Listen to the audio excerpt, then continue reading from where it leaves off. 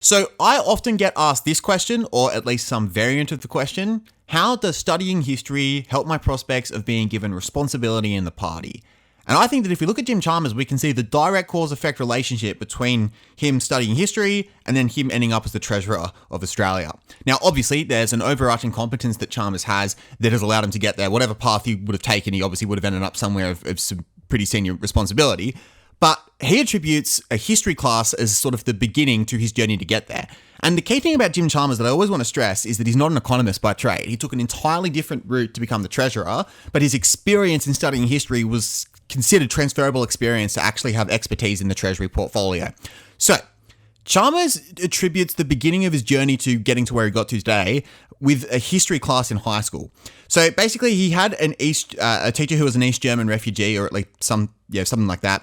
And the teacher said to him, "Look, you're fine. You're not causing issues or anything like that, but I know you can give me more. And for this assignment specifically, I don't know what the assignment was about, but for this assignment specifically, I want you to give me 100%, everything you have on this very specific assignment, and let's just see what you can do." And sure enough, Chalmers goes and aces it. And then Chalmers attributed that to being the beginning of his pursuit of history, not just as an interest, but as a real academic pursuit. Ends up doing a PhD in political science and international relations, and he ends up writing The Brawler Leader on Paul Keating, his big PhD thesis on Paul Keating's leadership style. And that was considered to be an important enough feather in his cap to be given the responsibility of being the chief ALP researcher. And if we kind of think about, like, that's a huge gig for him to get quite young as well. Like, it's really the one of the key brains trusts within the Labor Party. You got responsibility not just for researching on policy, but researching on the opposition. Like, you're directing research in a lot of different areas. And Chalmers' PhD on Paul Keating was considered an important enough asset to be given that responsibility. So, why was he given that? Well, I can only speculate because I obviously wasn't on the selection panel, but I do think there are a couple of key factors that we can pull out from that straight away. The thing, like, when we talk about studying history, and people put it in its own unique category, but it's really just like you can either study the future, study the present, or study the past. Really, there's 3 time periods that you can study. So again, like, a lot of people do study the future, like make projections, and like economists deal in the realm of the future. Very valuable point of study. History is just anything that falls under the banner of being in the past. And so really, rather than talking about theory that could apply in the future, which is primarily what a lot of economics is, it's practical wisdom from the past that we've learned gets results. And it's applied knowledge rather than theory.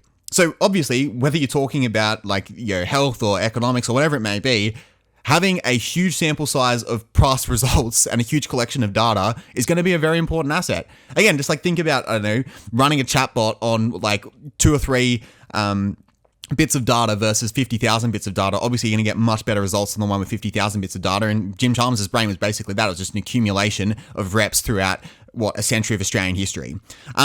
The other thing as well, it was the area of study. He didn't study Malcolm Fraser. He didn't study even Gough Whitlam or Arthur Colwell or anything like that. He didn't study these leaders that were behind glorious failure.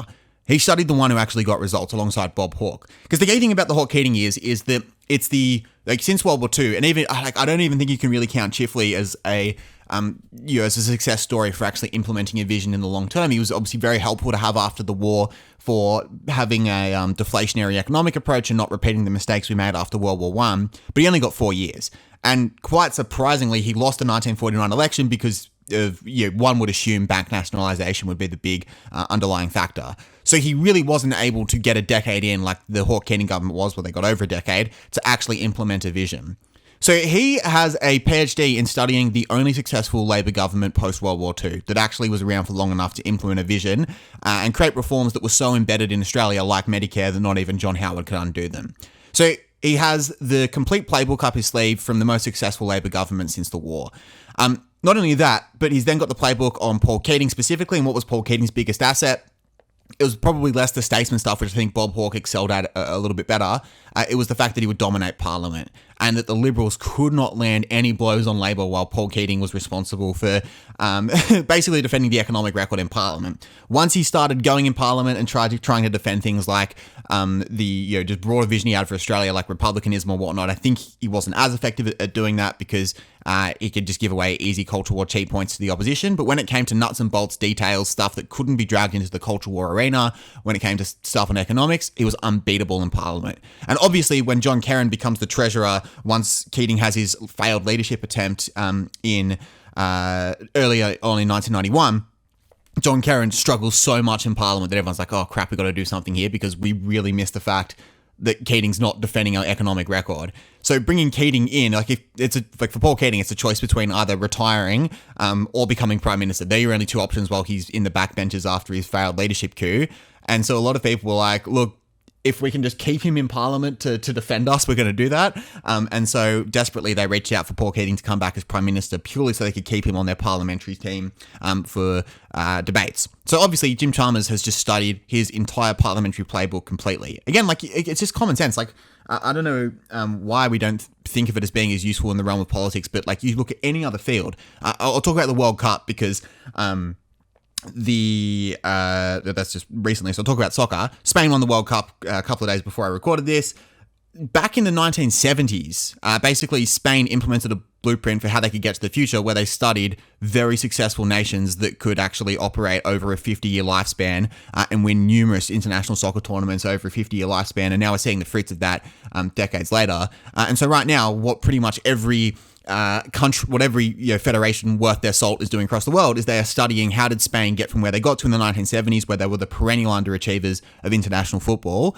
They were worse than England, to now being the dominant team in world football and have won 50, since 2008, they've won 50% of the international tournaments they competed in, which is just an insane record. So anyway, everyone just sees that as a common sense approach in the realm of sport, but in politics, people just don't think to study history with more detail.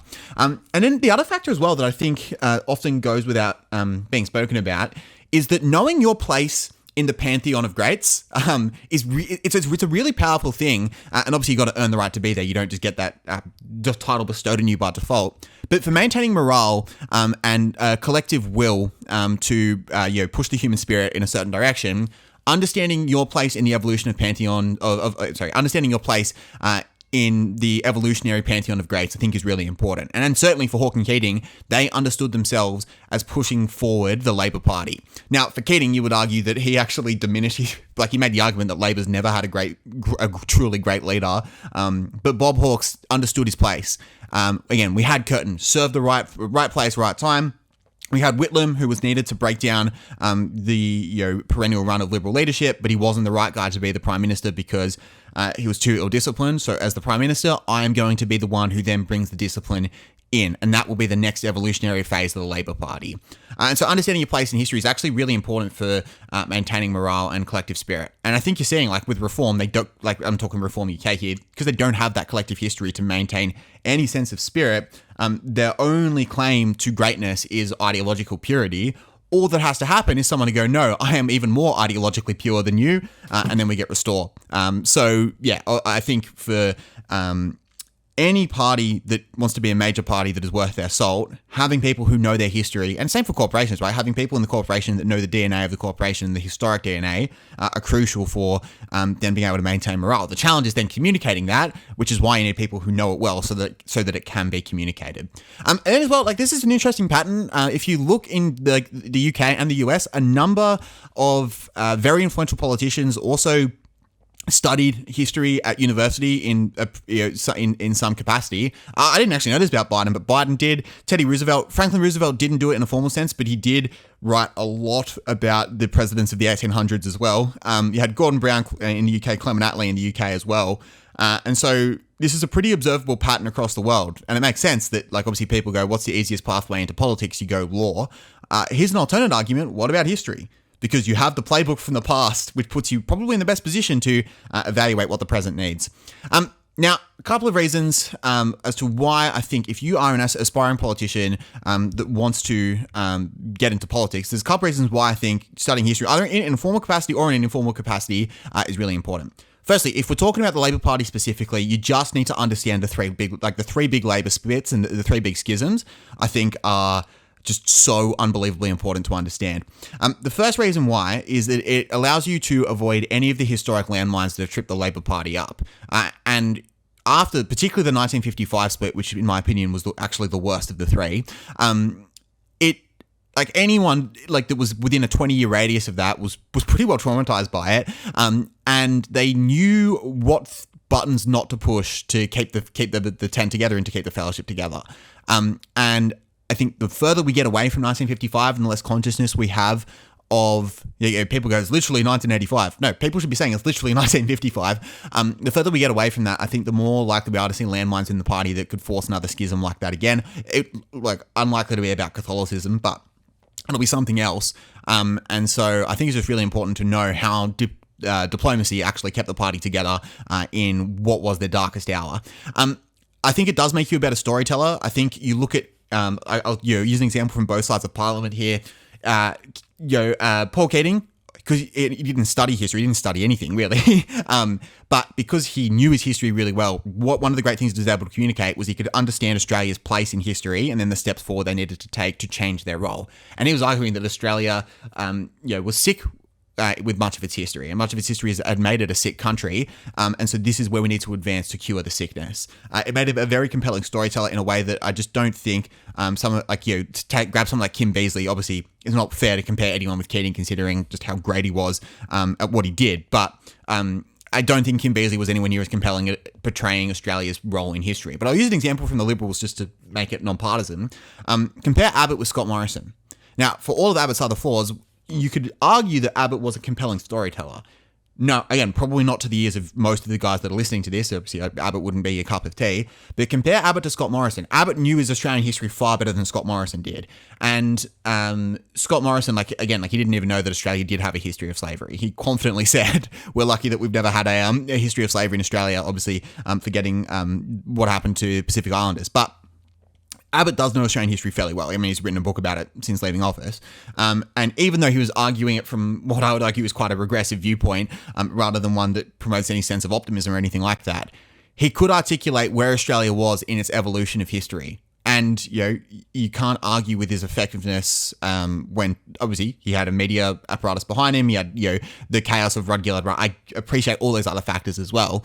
But he did win a landslide in 2013. And he wasn't tested again. It's like his only two elections that he led the Liberal Party for, he was highly successful in both of them. And I think he was actually a compelling storyteller.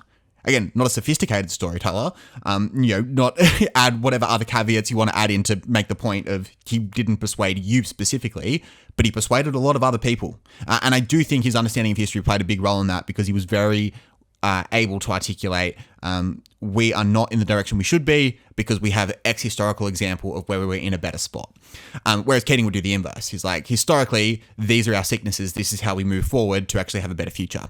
I think, again, if you're not a policy wonk and you don't have an area of policy expertise, it can be a great substitute and a great difference maker to be able to go, okay, look, I haven't, studied homelessness in a huge amount of depth or anything like that. But what I do have is the history of Australian housing policy. Again, it's just a very different alternative that can be very effective. I always make this argument, it gives you scope and perspective. It understands, the depth of the ocean that you're swimming in, which then allows you to make much more informed decisions moving forward. Last thing that I didn't even really consider, but this is, I'm seeing routine example of this come through in the Barcaldine Academy. Apparently, history is just the best recruiting tool. So it's great for recruiting people into the party, but also it's great for just recruiting people to vote for Labor. I know of an example quite recently where someone was just so anti-Labor enough for a significant period of time. They've recently become a member of the Labor Party, and the key justification they cited for it was Labor just has a great historic track record. Every major advancement that has come to Australia has come through the Labor Party, and every attempt to undermine that advancement has come from the coalition. So no brainer, I'm going to join the Labor Party, bearing in mind that I have all these other different grievances and differences with the Labor Party itself. And it's okay, wow, yeah, okay, wow. It's really straightforward and simple argument when you put it that way. You don't even have to get into the weeds of anything or anything like it. It's just look at the historical track record, and we think that speaks for itself. But again, people in Barcaldine Academy have said it's actually been a good recruiting tool as well. Because again, to reiterate the point, it allows for a more compelling narrative. And obviously, communicating a point intellectually is one thing, but compelling them to take action is another. And understanding your place in history is quite compelling in actually getting people to take action. So again, this is from someone I've used this example before. If you want to see it again, it is someone who is getting tapped for a winnable seat getting tapped for pre-selection in a winnable seat. So there's that on the table. But then this is what they told me as well. He said they heard me talking about how we can discuss local history and stuff to get people interested, and a few other ideas I put out there, and we're glad to see someone wanting to do stuff. So again, just if you look at the Labor Party, historically, they have recognized the value of history. And so I think being well versed in that is a great indicator to be able to give to them that you take your role seriously. You can be trusted with responsibility in the party because you understand the ocean that you swim in, and you understand where you sit in the historical narrative of the party. So that's my pitch for you, whether it be through Mr. M, the Buck Holden Academy, or just like buying books and reading it. If you do have aspirations of joining the Labor Party, go start getting well versed in Australian labour history. And if you do want to learn your state's history specifically, or you just want to be walked through those 3 labour splits in the simplest of terms, the Buck Holden Academy is in the link below, and you can see this video that I'm about to play that gives you the full breakdown of what the academy is. Last thing as well, we have potentially, based on how people respond, we have 3 spots left for the July intake. So if you want to get in now, get that application in. If you want to get in later, still put the application in now and we can get in contact with you when new spots open up. But 3 spots left for July, so make sure to get in. Do you know exactly what you need to be taken seriously as a possible Labor candidate? I think it's actually really simple.